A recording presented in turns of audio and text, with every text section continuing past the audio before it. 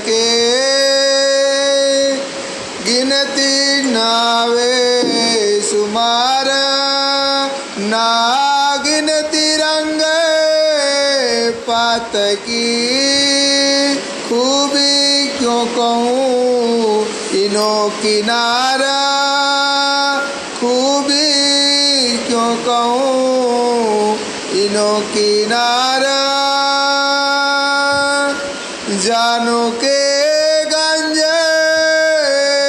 नूर को।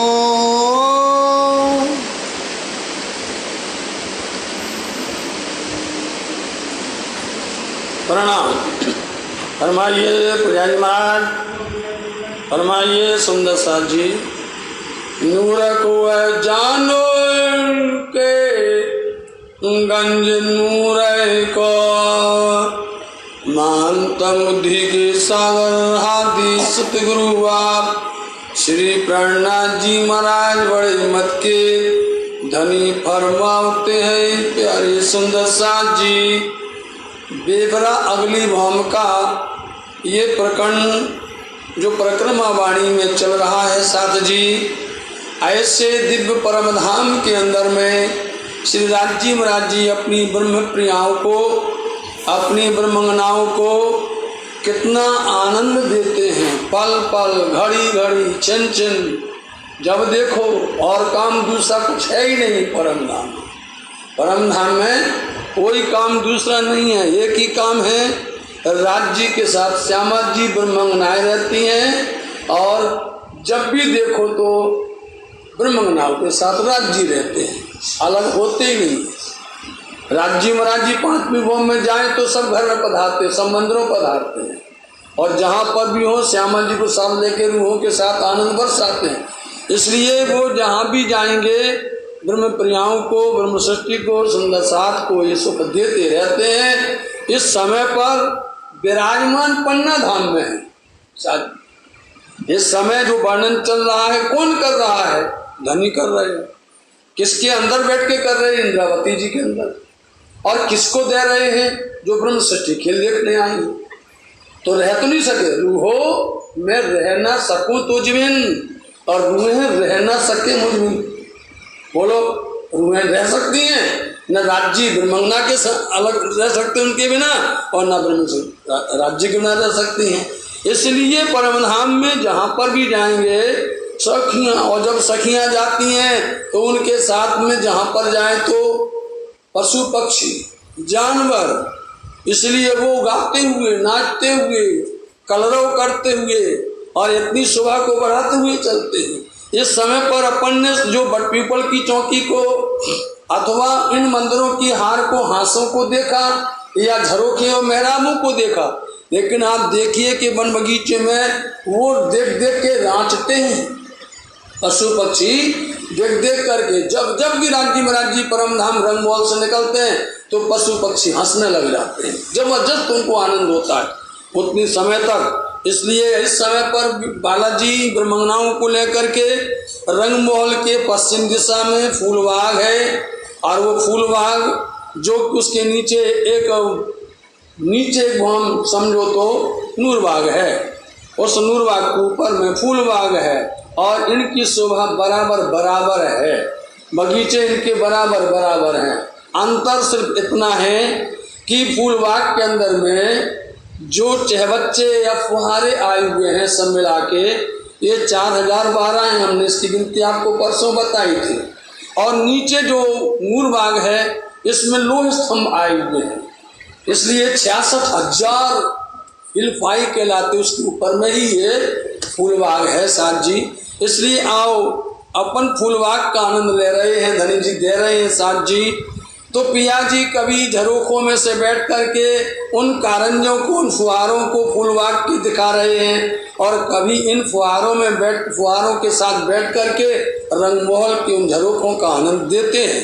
ये अपन ने सुना। इनमें जो और भी वन बगीचे आए हुए हैं, एक बगीचे के अंदर में और बगीचे आए हैं, उनमें चहबच्चों की शोभा, नहरों की शोभा, फुहारों की शोभा अपन ने सुनी।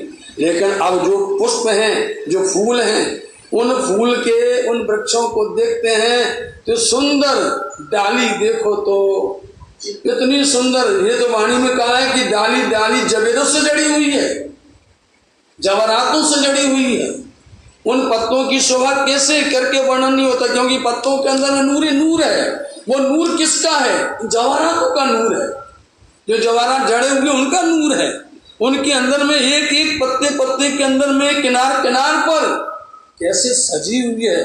ये शोभा देखते देखते हृदय में ये लगता है, धनी ये सुख हमें कब दोगे, ये धनी हमें ये कब दर्शन मिलेगा, ये आनंद कब मिलेगा, ये संसार से कब ये मोह छूटेगा और धनी आपके धाम में आकर के इसका आनंद लेंगे।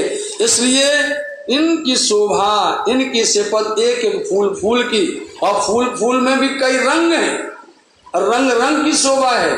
अब दूसरी बात यह है साथ जी, जब हमारे महाराज दयालदास जी महाराज जी बोलते थे तो कहते थे फूल संग फूल हंसे, बेल संग बेल बातें करते हैं। बोलो, फूल पुष्प के साथ में दूसरा पुष्प बात करता है और वो हंसता है, हंसता। बेल जो है, बेल लताएं, उनके साथ में बेल लताएं बातें करती हैं। जब ये आपस में बातें करती हैं तो रूहें नहीं करती होंगी, वो भी आनंद लेती होंगी। इसलिए यहाँ की शोभा, यहाँ की आनंद की कितने गुण गाए। और अपन ने सुन लिया कि नूर कहाँ तक कहा जावे। अब ये नूर कहने का मतलब ये है, सुंदर साथ जी सावधान हो जाइए, इसके आगे नूर की परिक्रमा यहाँ प्रारंभ होगी, क्योंकि ये सिद्धांत है, ये वाणी के अंदर में एक युक्ति है कि जब आगे आने वाला प्रसंग होता है तो उसके आने वाले प्रसंग को पहले जाने वाले प्रसंग के साथ में कड़ी को जोड़ते हैं, अथवा जब ये प्रसंग चला जाएगा तो दूसरे में जाकर के पीछे वाले को भी बताया जाएगा। ऐसी है हिकमत है। तो साथ जी ऐसे पुष्पों के अंदर, फूलों के अंदर में ये नूर है, कहाँ तक किनार का, पुष्पों का, उन डालियों का, पत्तों का कहाँ तक कहें, भराए रहो आकाश। बस एक ही बात है परम धाम के अंदर में, यदि आपको आनंद लेना है तो इनका नूर ऊपर हो जाता है, क्योंकि नीचे तो जगह ही नहीं है नीचे कहीं पर, क्योंकि वहां दाएं भी वृक्ष है, वहां आगे पीछे भी फूल बाग लगा हुआ है, मतलब और बगीचे हैं। यदि और देखते हैं तो वहां रंगमहल है, यदि अपन देखते हैं तो जो फील पाए आए हुए हैं,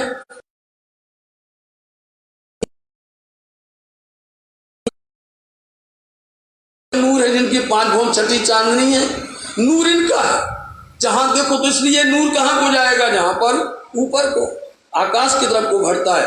तो इसलिए भराए रहो, इनकी शोभा को देखना है, आकाश की तरफ में नजर डालो तो इनकी किरणें, कई तरंगें आकाश की तरफ में उठती हुई दिखाई देती हैं। जब हम आए, हम चाहे गुम्मट जी में आए, चाहे बंगला जी में आए, चाहे महाराज जी, चाहे सदगुरु जाए, हम तो नीके